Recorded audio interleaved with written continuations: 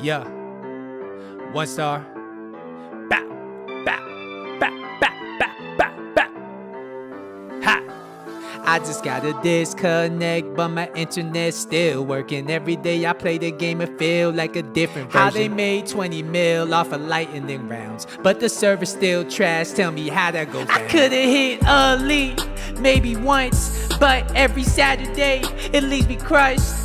It's the hope that kills you in the end, cause I know I'm goal 2 in the end.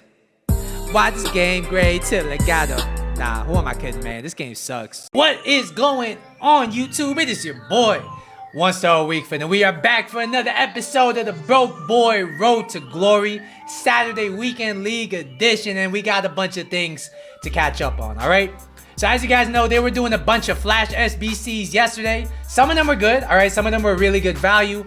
Others were just shocking. I mean, I'm not gonna put myself through a SBC where I submit an 80 rated squad to get a gold players pack. That's just not gonna happen. Some of them were just like, I was befuddled at like the gall of them to drop SBCs like that. I know some people did them online. Most people were complaining though, and I agree with them. I did go ahead and do the ones that were worth doing. You're gonna see the packs on your screen right now. I also did one of the teams from the Bundesliga SBC, and I did a few SBCs today as well. Once again, you're gonna see the packs on your screen somewhere over here, and we didn't pack anything. And that just proves my theory, or not necessarily proves my theory, but supports my theory that I think that they turned pack weight down during big promos such as Black Friday. I mean, you can open a bunch of packs and just test it yourself.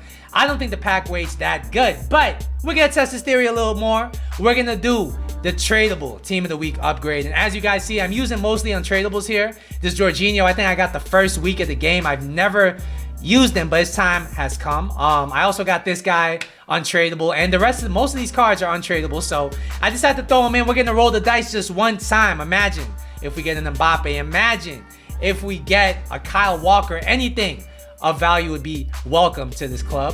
So we're gonna go ahead and submit this squad. Let's go. Let me make sure we're recording. Okay, we're recording. All right, we're good. There it is. We can't take it back. And my advice for you guys is no matter what I get in this pack, whether I get absolute trash or if I get something amazing, do not do a lot of these packs at home, all right? It's probably worth it to do maybe 1 or 2 just to test your fate, but I would not spend too much on these because the odds are you're gonna get something really bad most of the time. Let's open the pack, all right? If I don't get a walkout out of this, it's gonna be a big fat L. Is it about to be sad boy hours, or are we about to take a W? That's not a walkout. Oh no. Like I said, guys at home, if you're thinking about doing this SBC, think again. We're gonna get Junior Marias. Yeah, this is a card I will never ever use. Thankfully I use mostly untradables, so I don't really feel like it's that much of an L, but Jesus Christ, that was horrible. So yeah, we're gonna move on to a transfer list. We're gonna forget that just happened. We're gonna move on to a transfer list, and we've made yet another makeover of this team. You guys at home are probably tired of me switching up the team. But I work night shift and I get very bored during my night shift. So I just create teams on Footbin. The next thing you know, I'm selling my team, and that's pretty much what's happened here. I've sold Maldini. 557,000 coins gone. I bought him for 507,000 coins, so we did make a bit of profit. We've sold Barnes. We just did a Barnes review last episode. Now he's gone. We sold a few of the players we packed in Flash SBCs. We sold Eder Militao. And we've just sold a bunch of things in our club that were going for a lot. I think a lot of people were doing the Serie A SBC. They're just doing a lot of these SBCs on the game because of the best of team of the week being in packs. So a bunch of these cards are just going for a lot. And during some flash SBCs yesterday that required some silvers, a bunch of silvers were inflated. So I decided to sell a bunch of my silvers. And it was all to do this. You're gonna see the team right here. Bam! We finally got 100 chem last episode. We were on 98 chem. Now we've got 100 chem. And we made a few big signings. We got the boy, Cannavaro. And a lot of people here claim that Cannavaro is the best center back on this game. As you see on the thumbnail, we're gonna review him.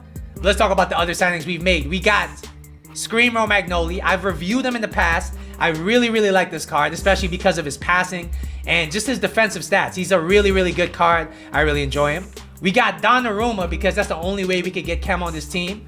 And we got the boy Scream Mueller. This is the first time in a long time I can really remember Mueller getting a card this early in the game that's usable. So I have to try him out. And in game, we're rocking 2 different formations, as you guys know.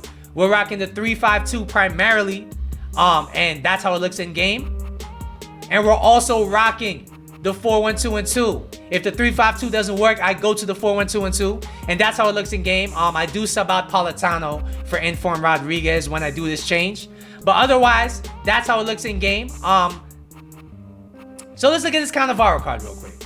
Why do people think that he's one of the best center backs in this game? Let's take a look at this card. He has the medium-high work rates. He's only 5'9", and last year I actually didn't like any of Cannavaro's cards because of his lack of height. But this year, with headers being nerfed, a lot of people claim he's even better than he was last year, all right? He's a 3-star weak foot, 2-star skill moves. I've played 15 games of weekend league gameplay with him, and I have 0 goals and 0 assists, but he's a defender, so we're not really too worried about it.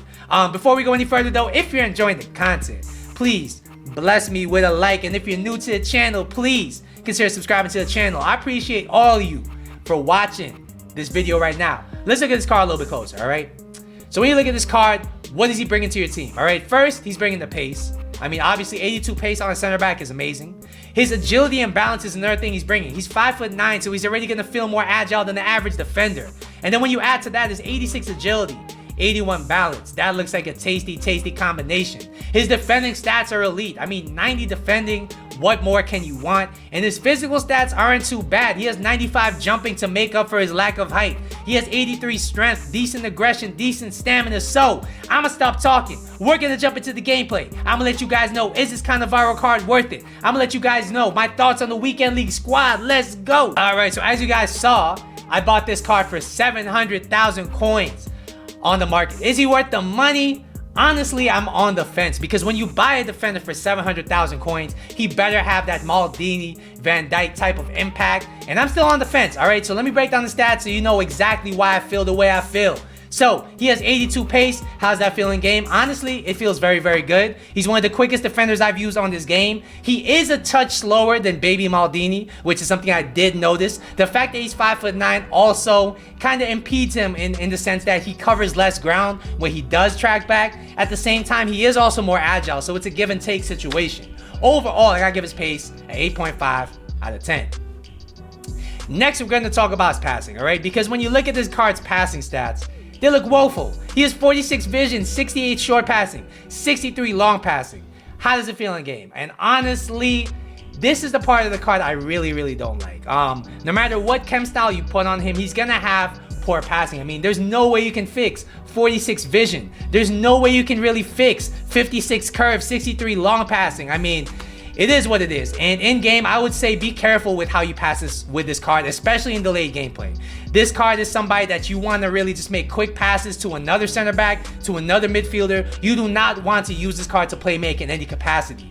In my backline, it did work out a little well because I was able to pass it to Romagnoli, who has 99 short passing, 99 long passing. So they were able to really balance each other out quite well. However, in average defensive pairings where you have 2 center backs who can't pass the ball, this Cannavaro might let you down. Overall, I gotta give his passing a 4 out of 10. It was noticeably pretty bad.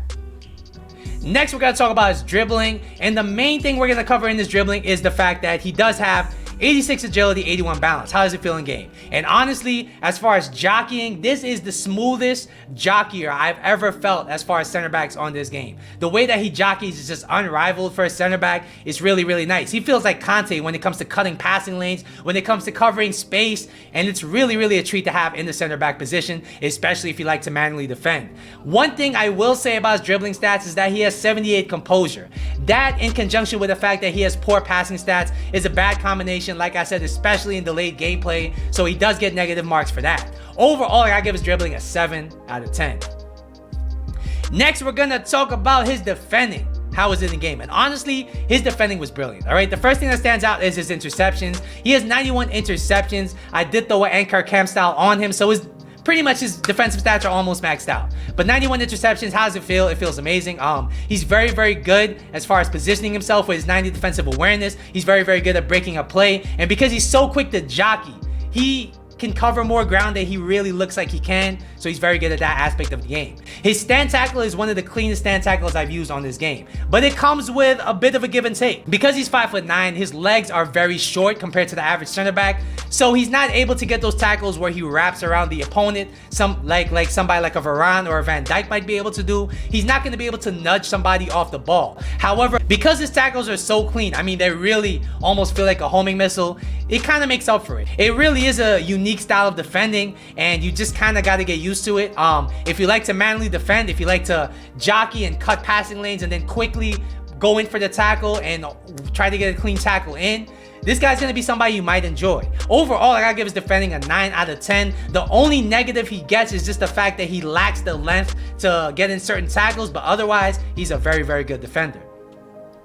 Finally, we will talk about his physical, because this is one of the things that a lot of people might be worried about when committing 700,000 coins to a defender.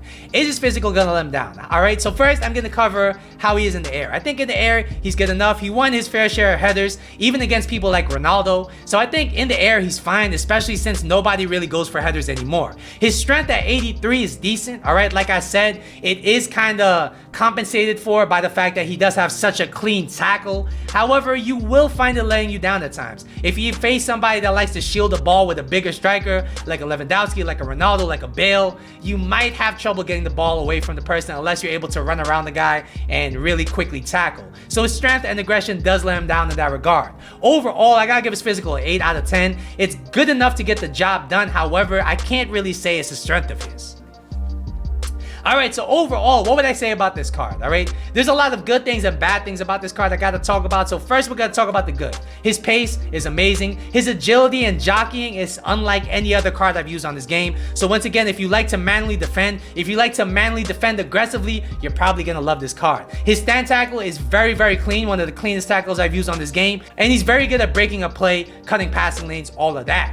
What are the negative aspects of this card? Well, first of all, his passing, like I said, is very bad. There's no other way to put it. He feels almost like Manolas when it comes to passing the ball, and I do have to give him negative marks for that. His physical does let him down in the sense that if the opponent has a bigger striker, he is able to be shielded off the ball at times. However, I don't think it's that big of a deal because nobody really uses big strikers on this game. I mean, you're more likely to face more agile players anyway, and he does very, very well when it comes to defending the Neymars, the Messis, the Mertens of the world. So I do think it's a give and take, and if you like to manually defend, you're really gonna enjoy this card. Overall, I gotta give this card a 9 out of 10. I do think he's an elite defender. However, I'm not sure if he's worth 700,000 coins, being that he does have some cons that let him down. I do think if he had more passing or maybe a little bit more strength, like his prime card, that might be worth 700,000 coins. I would assign his true value maybe at 500 to 550,000 coins. I think that's a better price to pay for him. So yeah, that's gonna be my 87 Cannavaro review. Just in case you're wondering, I am currently 13-8 in the weekend league. As you guys know, I left off last episode 5-2, and then I went from 5-2 to 8-2, and then the gameplay went to absolute trash. And honestly, I can't take this game seriously anymore. I'm done like really committing my concentration, my energy, all my resources to really try harding this game, because when the game is delayed, there's nothing you can really do. All right, it just is what it is. It's no longer mentally healthy for me to like really devote all of my resources to try harding this game. So if I finish gold 2, I finish gold 2. If I finish gold 1, I finish gold 1. I might just stop at gold 3. Who knows? I probably will finish gold 2, honestly, but it is what it is. So let me know in the comment section down below how you guys are doing in the weekend league. Let me know in the comment section down below. Have you tried this Cannavaro card? What are your experiences? Once again, don't forget to like and subscribe. I'll see you guys in the next video, but until then, later.